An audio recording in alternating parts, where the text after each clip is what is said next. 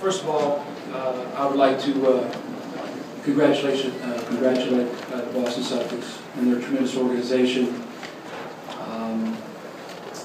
Danny Ainge, who's been a friend of mine through the years, and Doc Rivers, who's a great friend, a great coach, and the entire Celtics roster, and the job they did. And when the game was on the balance today, they came up with the plays that were necessary. Rondo made some huge plays to break the game open. I thought if we could get 85 today, we could win. And it's just our inability to score that has sort of plagued us throughout the season. But there's sure no lack of heart in our team or competitive spirit or drive or anything to try to win basketball games. It looked like that the game was just getting away from us, and every time we looked up, we were right there. So wish the Celtics luck as they move on. I'm sure they're going to have a hard-fought series with the Miami Heat. It was an incredible honor for me to be a part of a series like this. I've been as a player now as a coach. I respect the game tremendously, and I think these two organizations represent what's good about the NBA, the way the game is played, and the competitiveness, and at the end of the day, the ability to shake hands with one another and appreciate each other's efforts. Jared Weiss, CLNSRadio. You had 13 offensive rebounds. Is that what kept you in the game despite the low shooting percentage? I think that helped. We had 17 second chance points, so that obviously was big. First half, we were down 13-2 fast break points. We don't get fast breaks. It's difficult to manufacture offense. I thought we did much better in the second half. I thought we made some early turnovers that hurt us. I talked to my team about it yesterday in practice, about the turnovers, and I thought that hurt us early in the game, where they ran out and got some easy points. But you looked up there, and at the end of the quarter, it was 20-20. They hit us with a 10-2 run. I thought we did a good job of weathering that. I was concerned about if they hit us in the mouth early, especially in a moment like this, and we fought back, which I thought was good. But we just never could get over the top. We had a stretch, I think we missed 4 out of 5 free throws as we were trying to climb back into it. And KG had a big jumper there right at the end of the quarter, giving a little momentum going in, and then Rondo took over the game in the last 4 or 5 minutes. Doug, Mark Rodriguez here at Philip Clark. Did you talk about Drew Holiday's all-around game? I know he didn't shoot well, but he looked like he kept that aggressiveness that he talked about throughout. I talked about that to him. I said, Drew, I don't care how many shots you miss. You've got to stay aggressive because Drew has to score, Mark, for us to win. And, like you said, he was only 5 for 17, but he stayed in the attack mode. He had 9 assists, 5 steals. He had a couple turnovers early. I thought he did a much better job later in the game with that. I think we had 9 turnovers at half. We ended up with 6. I think a couple of them late. We had a costly one. I think we were down 3 and turned it over in the lane. Didn't get a shot at the basket. They came down and scored. So that was the thing I was really worried about coming in, was turnovers. I think you guys have heard me talk about that before, especially against the Celtics. I mean, they had 10 steals today. Ray Allen had been cold, and then he shook loose and hit a couple big threes. And then when they were bleeding to score, Paul Pierce made some great shots at the end of the shot clock. Bailed them out at the end of the clock, which is what great players do. Mark Schwartz, ESPN. Doug, first of all, can you take me through what you were thinking and what your team might have been thinking when Paul Pierce picks up number 6 and it's a one-possession game with more than 4 minutes left? Well, we thought we had a great chance to win. We had a great chance to win, and then Rondo made some great plays. And the plays that Rondo made, I mean, certainly they were late in the shot clock at times, but for him to hit a three-pointer and another one that was a toe on the line, not really the kind of plays most people would expect him to make it. Well, those are the shots we'd like for him to take. He just made them. That's what happens in big series. Those shots go in. That's what turns the series around. So, my hat's off to him.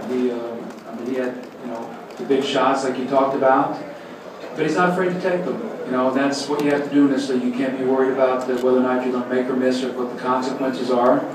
Like I said before, those shots go in, they look good. If not, it looks like we played great defense. So that's, Jeff Van Gundy, who did the game today, always talks about the NBA being a make or miss league. And you make those shots, and you know, those 5 points for them, you miss them, we had a chance maybe to come back and win that game. Doug Tribune, National Public Radio is on radio. Yes. I'm just wondering, this would be the last run for the Big Three. I'd like to get your thoughts on facing them in a series and just kind of what it's like to face the Celtics. Well, I don't look at them as the Big Three. I look at them as a championship four. You know, I mean, if you're going to leave Rondo out, you're making a huge mistake. Because that guy has become the motor that drives this team. Now, when you look at the other three guys, Ray Allen, all-time greatest three-point shooter in the NBA. Absolutely one of the classiest human beings you could ever want to be around. Works as hard as any athlete as I've ever seen. With my broadcasting, I would always go and I would watch guys' routines, how he every single day put the time in on his job. Kevin Garnett, I met Kevin Garnett when I was coaching the Detroit Pistons, and he came out for the draft, and I met him in a high school.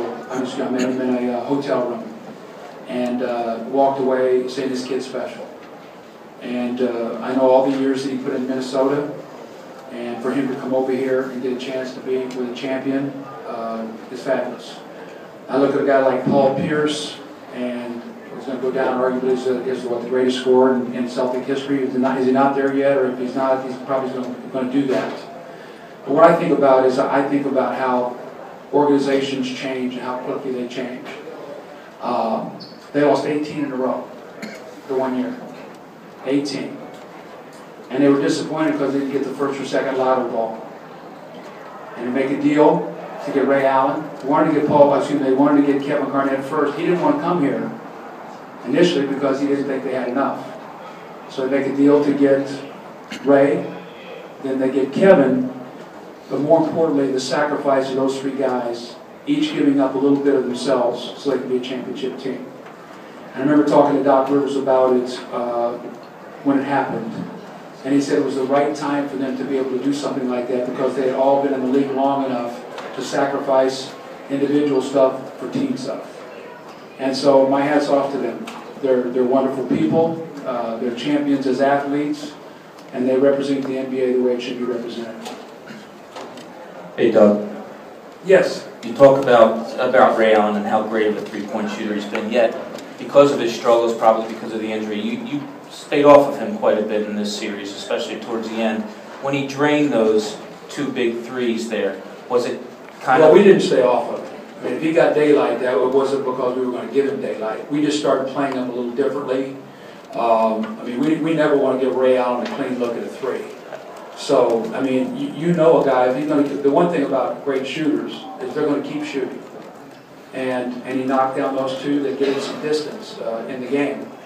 And that's what great players do. It's like, Rondo, you said, the couple shots that he hit. That's the difference between them advancing and maybe us finding a way when Paul Pierce fouled out of the game to win that game.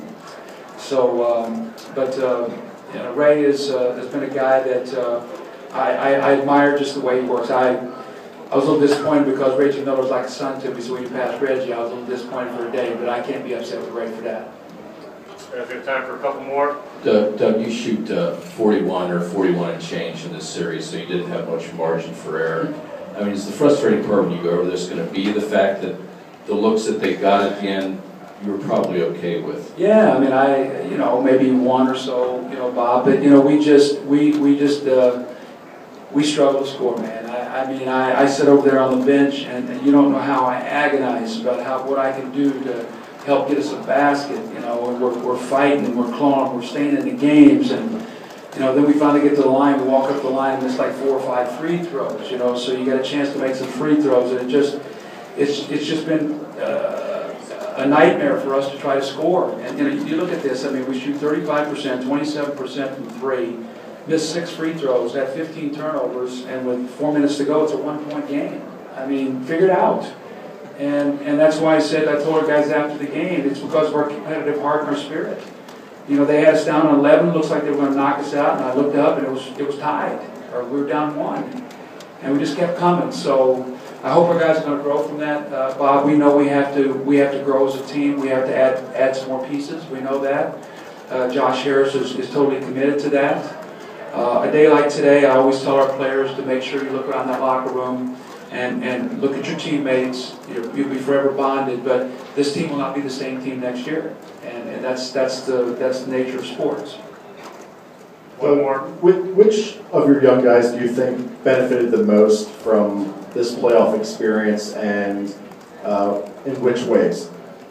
Well, I couldn't say one. I would say Evans, Drew, and Lavoie would be the three guys who I thought really were able to see what this is all about, and to get a chance to now go back in the summer and know the things they have to work on to continue to get better.